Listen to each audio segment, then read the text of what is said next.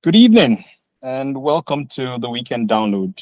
My name is Dewole Ajao, and for 30 minutes every Sunday, I'll be sharing something I've learned. You get to ask questions, and you can carry the knowledge from me and others here on to someone who needs it. Our topic tonight is rising energy costs, and I hope that by the end of this, you'll understand why energy keeps getting more expensive, and more importantly, what actually protects you and your business. So jump right into it. Really, why is it happening? Why are costs going up? First, in Nigeria, we had the petrol subsidy removal. Fuel was cheap for us before, and then all of a sudden, everything that moves with fuel followed. Transport went up, food went up, diesel for generators, all of that. That's one side of it. Another side of it is FX pressure. Now, everything that we do, being an economy that is dependent on the petroleum products, everything that is largely imported went up with the cost of petrol. The naira became clearly weaker than the position that it had been strengthened or artificially strengthened for. And so panels went up, inverters went up, batteries went up, generator parts, all of these things that we import went up. On the grid side, where NEPA, as they're still, as I still call them, are, we had the tariff reforms also kicking. Now we had band A, B, C, D, and whatever other numbers of bands exist. And band A customers, those who are getting more supply than others, now pay a cost that is way higher than what it was before. I believe it went from something like 64 naira to 225 naira per kilowatt hour when you add the taxes, the value added tax there. On another side, you have the global geopolitics in more recent weeks and months. The US war on Iran there, meaning that because of the Strait of Hormuz being closed, cost of crude oil went up based on reduced supply to the world, and then cost of petroleum products, refined petroleum products following suit.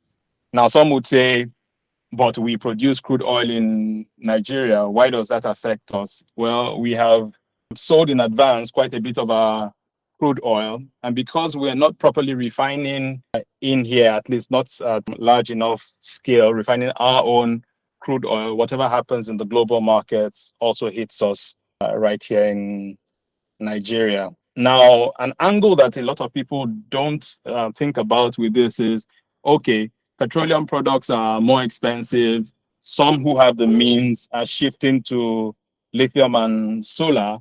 But even on that side, the costs are starting to go up because when for the past few years, China, in trying to position themselves as the dominant power in solar and renewable energy, had reduced a lot of the export taxes that they had just to encourage the export. Now everybody's dependent on China, and we're starting to see those tariffs going away and the real prices surfacing. That may not be as obvious as it is to everyone yet, but in the coming months, when we start to see new shipments that have left the factories, we will see those prices also go higher than they are today. Now, really, at the end of the day, what does this mean? What does the rising energy costs mean? Some might think that it's something that is going to change later on and prices will still drop again, but it is highly unlikely that this is a spike that's going to pass away. The world has basically come to a new baseline, and for those who are able to accept that reality and make better decisions now are the people who who weather this storm even better. Now, what does it mean for homes and businesses? For your home, really, the true cost of running your gen has significantly changed from what it used to be. Previously, you could buy 10, 20 liters of petrol and it just be a small amount of money. Today, it is probably about more than 4 times what it was a few years ago. Now, what does this mean? You can't just say I'm putting on the gen, I'm buying petrol. You do it day one, you skip one day, you do it day three, you skip one day. At the end of the day, if you're buying about 10 liters of petrol every other day, that's about 13,000 naira. In a month, you've spent 195,000 naira. By the time you look at it for 1 year, and these are like regular months, not the months where the power company cancels out power for multiple days at a stretch, and then you find yourself doing back to back every day, especially if it's in the middle of the hot season. What you really need to do, I think, for anybody who is powering or having to power their equipment, what you need to do is identify what exactly are the things that are making it compulsory for you to run your generator. Then you should start to make a plan to control or eliminate those things. Or if you really, really need to run these appliances, then you get a sustainable energy source that keeps just these ones powered, because ultimately there's a limit to the amount of money that anyone has available to spend. Now, for your business, you really have to recognize that your energy is no longer something that it's just there and it passes because it's a small amount of money. Today, it's a really serious line item, and it may be what determines whether your business fails or succeeds. You can't be running in the hospitality business. Almost every business that services customers, there's a certain amount of energy that you need. You may have 5 customers, you may have 20 customers. You need to power your generator, you need to put on your air conditioning. You now have to start thinking about it more seriously, really. What am I doing? How am I running? What can I do to optimize the energy usage and the spend there? Now, a lot of people will say solar is the way out, but we need to recognize that sometimes solar could work, and there are cases where solar is not necessarily the solution. For most residences, it is a good option to have. It's a good alternative to switch off from the grid and start to run on solar. But if your load is very high and it is not continuous, so for example, if you're running a fruit and nut drying facility that needs maybe 2 megawatts of power, but you're only running for 3 hours a week for the business, the cost of setting up that kind of system may be really prohibitive. And because you're not able to maximize it during that period, your business might not be able to justify that. Now, for everybody, for your residences, for residential, at the end of the day, you now need to be more strategic about planning your load, recognizing what you can afford and how you start. You can, for example, pick out, as I said earlier, pick out what are the most critical appliances that you really need to power. And you can start with a system that is small enough or large enough to power just that, but with a plan for how you can spread your finances to get to a system that grows to where you're carrying more and more appliances, adding things like air conditioning and heating, which ordinarily, if you're trying to start small, you probably be running away from. Now, here's the thing. There's a Q&A. There's a Q&A feature here in Google Meet. If you want to ask a question, you can put your question in there ahead. And in a couple of minutes, I will allow participants to unmute if we've gone through the questions and answers or the questions that are in the chat. You can use the regular chat or you can just use the Q&A feature. The Q&A makes it easier to track what is there. Whatever we can ask, we can treat within the 30 minutes slot today. We'll deal with, and whatever we move to a future episode, we can do there. Yes, I do run a power company, but this is not about selling our own products, but basically just learning what is driving energy costs higher and what can one do to fix the situation. Just checking in the Q&A now. There are no questions, so I will unmute some participants, and if anyone wants to discuss, you can just put up your hand and we'll take it from there. You're able to put up your hand and unmute if given the go ahead. Okay. Since there are no questions yet, a question that comes every now and then is, how do I know what to replace my grid electricity with? I've seen different sizes of systems around. They all cost millions and millions. Really, how can I get started without having so much money? Usually the answer is, what's the most critical thing to you? You must always start with an audit of all of the things that consume electricity or that consume energy within your sphere or within your life. Now, I've spoken for quite a bit about electricity, energy in the house. There's also the energy that fills your cars. Today, it looks like the cost of petrol for most people has gone more than double in the last 1 year.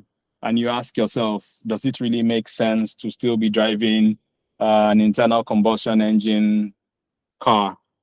Well, a trip to a car mart where they sell electrical or electric vehicles would generally help you to reset. At 40 to 60 million naira for a car that one would run for maybe 10 10 to 15 years, then you're looking at 4 to 5 million naira a year, which comes to about 400 naira plus a month.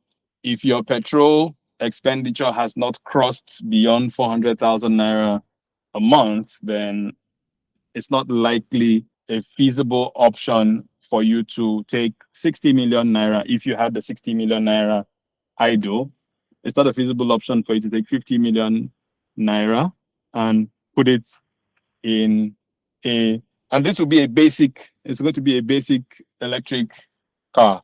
In that kind of scenario, you can take the approach of, okay, I will keep buying petrol and I will hope that the cost of petrol does not go high to the point where the finding the 60 million naira at once for an electric vehicle now becomes the sustainable or the more attractive option there.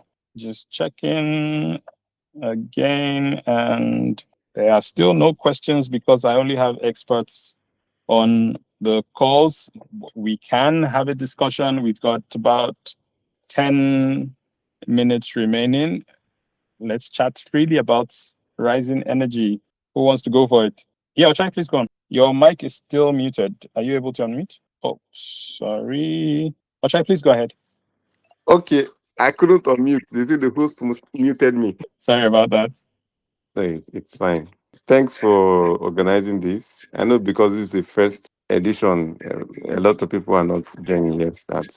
That which is very okay. And yes, I'm happy you have created this platform. So we discuss some of these things that are becoming very necessary for us to have discussions on, especially in the field of energy and renewable energy, and giving the context. So I was just trying to wrap my head around the rising energy costs.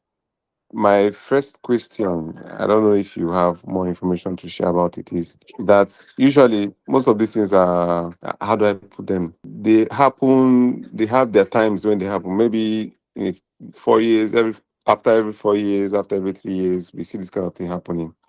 But this time around, are you able to forecast how long we'll have this situation going for, before things stabilizes, or before we see maybe some, miraculous turnaround in our situations, especially for the rising cost of energy? I don't know if this makes sense. I hear you, Achai. Thanks for the question. So when you say a turnaround in the situation, is it the more recent global energy price increase because of the geopolitical instability, or is it the Nigerian energy price increases, which we saw starting from the removal of petroleum products subsidy in 2023? The global, because the global also influences what happens in Nigeria. Okay, so on the Nigeria side, first of all, the 2023 Nigeria side, the global was still pretty stable. It was just that Nigeria decided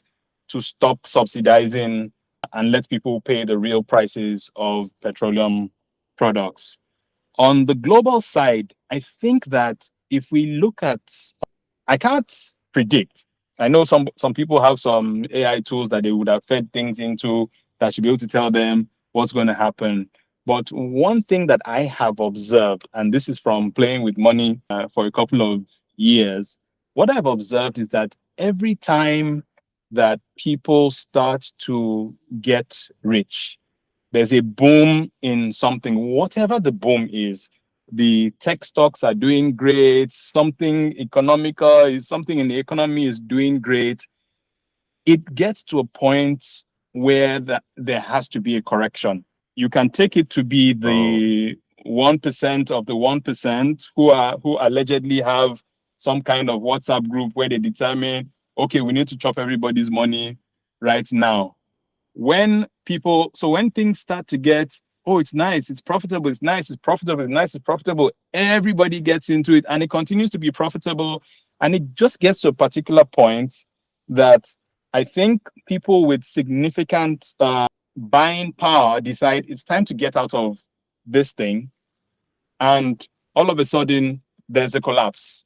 It could be a global health crisis. It could be a crash of financial markets. It could be crash of housing bubble burst, whatever it is. There will then be a correction. So I think that today it is the West deciding they want to protect the petrodollar and starting all of that in the Gulf because folks start to play around and think that they can offset the status quo. The impact on that, whether it was foreseen or not, but the real impact is it's hitting everybody. And the Middle East is unstable. It's unstable for telecommunications. It's unstable for shipping routes. So things are now going a longer distance. Flights are more expensive.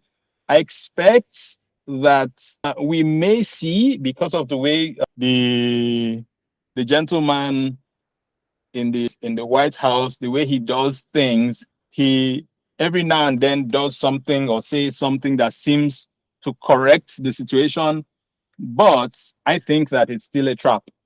So if we look away from energy for a moment and we look at the impact on tech stocks, AI, and all of that, you'd see that even really strong companies, really strong technologies and sectors are impacted, and then there's a drop, and then it has to go up again, and then there's a drop. So I feel that we will still continue to see things suffer the effects of all of this. So the costs will keep going up. I don't know how long it will take us to resolve what's going on in the Middle East or find alternatives where a lot of the petrol-based energy is coming from other places. So I really can't say, but I think that we should still brace ourselves for high prices because what are the alternatives? What's going to drop the costs? How long does it take? How long will it take? Aliko Dangote is going to build refinery in Kenya. It will take a couple of years for that to come up. Maybe cushions shock around there a little bit. Nigeria is a strong crude power on this side, but because of how our systems are, I don't see us as really shoring up our production to have a significant impact on the globe. Venezuela would have been great, but that sits under the US now. So ultimately, I don't know what kind of impact it can have. Russia, that isn't a for many people, even though they're still supplying a lot of the world's energy, but it's not a politically correct slash acceptable solution to the world at this time. We don't know what happens again in the next couple of months. Hello. Yeah, I can hear you. Okay. Yeah. So I like how you just placed everything, all the cards on the table. I was also looking at the rising cost of technology, mobile phones, for example. Apple has announced they are increasing the cost of their devices, the flagship for the year and all that. And I'm Yeah. sure other companies will follow suit. And Yes.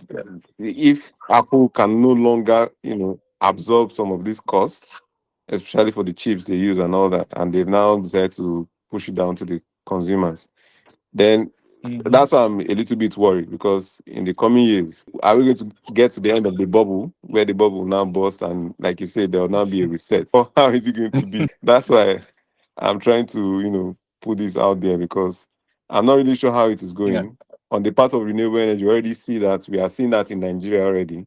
Then the current information about them using copper in place of the silicon for the, what they call it, conductive material in the solar panels and all that. So Yeah. it's some sort of uncertainty that I don't know if people are listening. If they are listening to what is not being said, then we should worry more, because if we don't have plans to adjust when that time comes, then we can just break as the situation Yeah. arrives. Yeah. Yeah. So, So that's another angle. The now in that case, not the energy, but the silicon, the rare earth metals, and all of that we use for production of pretty much everything. I think, and this might be something that requires us to take a deep dive, maybe on another episode. What is going to looking at it from the Nigerian and third world side of things is that what is probably going to happen is that we will hold on to older devices for much longer. The cloud has now become something that we are all very dependent on, and the cloud and all of the AI demand is what is chewing up all of the production capacity of the memory companies, the chip making companies, the server hardware companies, because the world is just eating up more and more and more and more and more of it. But I think it will get to a point where our ability to pay for these services, because these services now are pay per play. You want to use AI for this and that, tokens is more money. I think a secondary economy will rise up, where things hardware that is ordinarily regarded as end of life, end of sale, end of support, people will start to put them together, and they'll probably be outside the traditional data centers that people are using, and these will be distributed systems where I have 10 used servers, I have enough solar energy or whatever to power it, and I have connectivity, and I start to sell cloud services. But I think that's another frontier that we'll be going into as we navigate what happens with all of these shortages in chips and everything. yeah. Thanks for this insight, sir. No, it's a pleasure. It's a pleasure to share. We're now at 30 minutes. Next week, we will continue in along the lines of energy, but we'll Okay. now go into sizing of systems and budgeting and things like that. Again, not Okay. selling, but helping people understand what's the next step, Yeah. what's the smart move to take, so that you're getting out of the trap of rising energy costs, and then you're Yeah. getting more sustainable power sources. Yeah. That makes Thank you sense. so much. Thank you so much Thank you, for sir. tuning in. Thank you, and sir. see you. And hopefully, you invite someone next week. Yes. Yes. I'll invite someone next week. See you Have next a week, sir. blessed week ahead. And you too. Bye. Bye bye.